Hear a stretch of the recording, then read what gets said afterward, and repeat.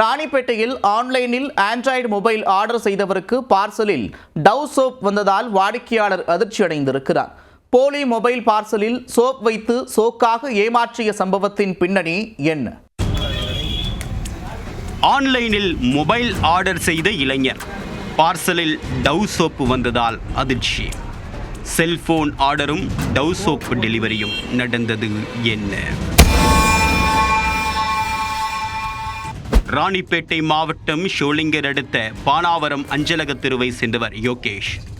அடிக்கடி ஹேங் ஆகக்கூடிய தன்னுடைய மொபைலை மாற்ற நினைத்த இவர் ஃப்ளிப்கார்ட் வெப்சைட்டில் கடந்த ஒரு வாரமாக அலசி ஆராய்ந்துள்ளார்.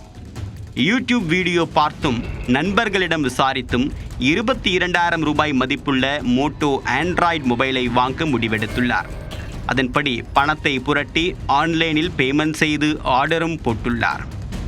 பிறகு ஓரிரு நாட்களில் யோகேஷிற்கு கால் செய்த டெலிவரி மேன் ஒருவர் நீங்கள் ஆர்டர் செய்த மொபைல் பார்சல் வந்திருப்பதாக கூறியுள்ளார்.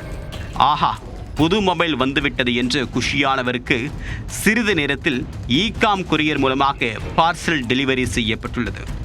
டெலிவரி மேனிடமிருந்து பார்சலை வாங்கிய யோகேஷ் அதை தன்னுடைய நண்பருடன் சேர்ந்து ஓப்பன் செய்ய முயன்றுள்ளார்.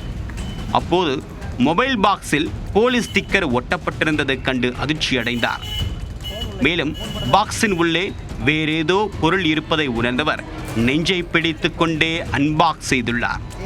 அப்போது பேரதிர்ச்சியாக உள்ளே மோட்டோ மொபைல் போனுக்கு பதிலாக டவ் சோப் ஒன்று இருந்துள்ளது. ஆம், ஆன்லைன் பார்சல் மோசடி கும்பல் யோகேஷின் மொபைல் ஆர்டரில் கை வைத்துள்ளனர். 22,000 ரூபாய் மதிப்புள்ள போனுக்கு பதிலாக 120 ரூபாய் மதிப்புள்ள டவ் சோப்பை வைத்து ஏமாற்றியுள்ளனர்.